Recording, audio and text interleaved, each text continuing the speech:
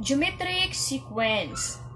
So a sequence is we call a geometric sequence when there is common ratio between any two consecutive terms. So our n term in geometric sequence is denoted by this a sub n, and the formula is a sub n minus 1 times the ratio, or a sub 1 times r to the power of n minus 1, where r is not equals to 0.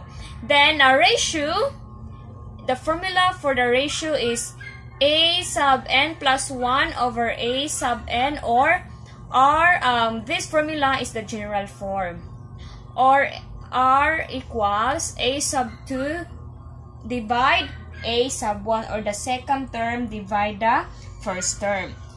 Okay, so in our example, or in these terms, in this sequence 3, 9, 27, and 81, we have to find the common ratio. So what is the common ratio? Common ratio is 9 divide 3.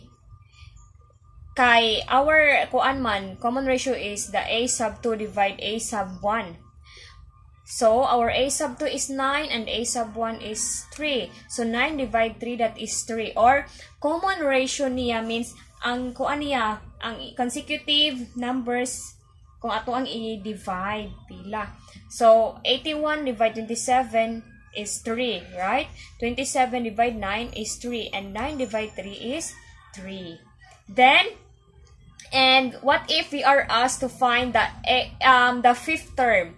The fifth term, or the a sub 5. The next terms to 81. The a sub 5, or the fifth term, is 81 times the common ratio, which is 3. So that is equals to 243. So what if we have here sequence 2, -10, 50, and -250. So find its ratio. So what is the ratio man? Again, how to find the ratio? A sub 2 divide a sub 1, no? Or the second term divide first term. So what is our first term? Second term, we have -10, right? Then our second term is 2. So what is -10 divide 2? -10 divide 2 is -5. So this is our first term, second term, third term, fourth term, and the fifth term. So what is our fifth term? The next term niya. The next term, or next term. Next term sa itong sequence nga given. So we have a sub 5, diba? So a sub 5 is, unsa may next niya diri? -250 times the common ratio, which is -5. That is equals to, what is the answer? Positive 1,000. Positive 1,250. Okay? So, inana ra ang pagkuha sa common ratio o sa next consecutive term niya. The second term divide the first term, then makuha na mo iyang ratio, iguman og divide mo na ilang common ratio. Then the next term kay ang kinalasan nga term nga given, i-multiply nimo sa common ratio, mauna na ang next term niya. Okay? So now, arita sa to ang n term. Let us solve or find the n term of the geometric sequence given the formula. So ito nga formula, the n term for geometric sequence is a sub n minus 1 or a sub n equals a sub 1 times r to the power of n minus 1. So we have here an example. Determine the 9th term of the sequence, 2, 4, 8, 16, and so on.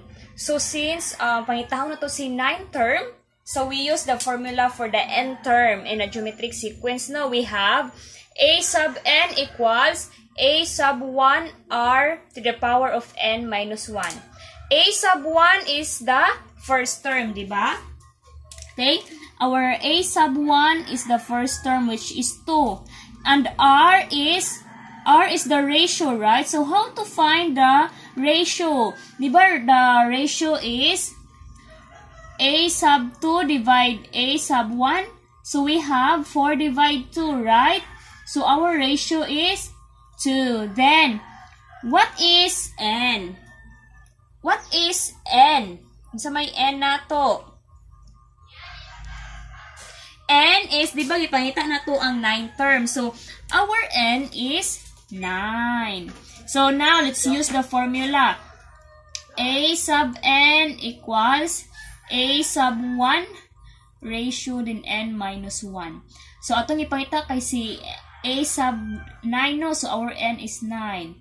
Our a sub 1 is 2, then the ratio is 2. Dayon, our n is 9 minus 1. So we have a sub 9 equals 2 dayon. 2 times 9 minus 1 is 8. So what is 2 to the power of 8 man? So 2 to the power of 8, that is 256, right? So we have, ato na i-kuan niri ha. We have 2 times 2, 5, 6. 256. So, 2 times 256 is 512. So, 512 now is our 9th term of this sequence. Okay? Next, another example. Okay, another example we have determine the 12th term of the sequence. So, pangitaon na to ang iyahang ika-12th term. So, first, ato siyang ikuan na tong mga, ato ang ratio. Ibutang sa nato diri atong formula, which is the a sub n equals a sub 1 ratio then n minus 1. So our a sub 1 is 3, or the first term 3. Our a sub n, or unsa gipangita na to, the 12th term is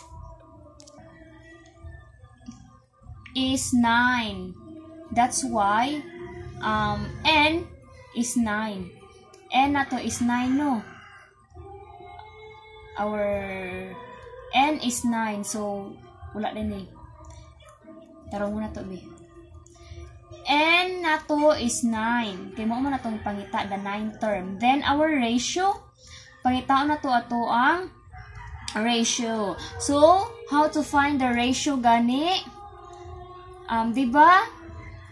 A sub 2 a sub 2 divide a sub 1. So, we have negative 6 divide 3 is negative 2. So, na tayo ratio nga negative 2. So, now,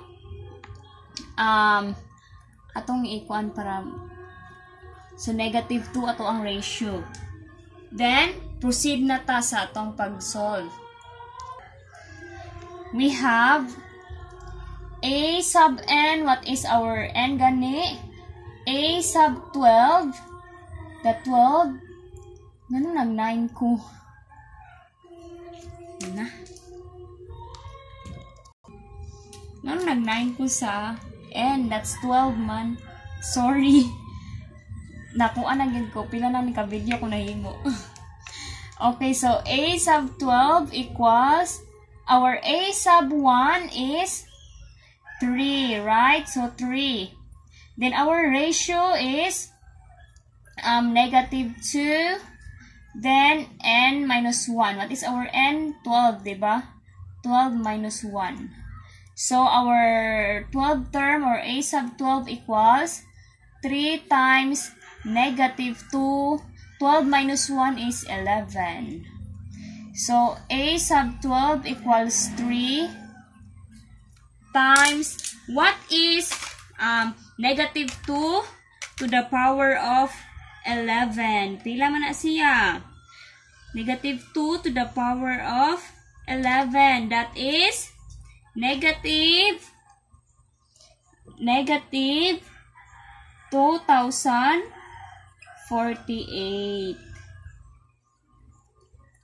Then next, we have a sub 12 equals, what is negative 2048 multiplied by 3 or times 3? That is 6,144. I mean negative. Negative 6,144. Our 12th term of this geometric sequence. 3, negative 6, 12, and negative 14.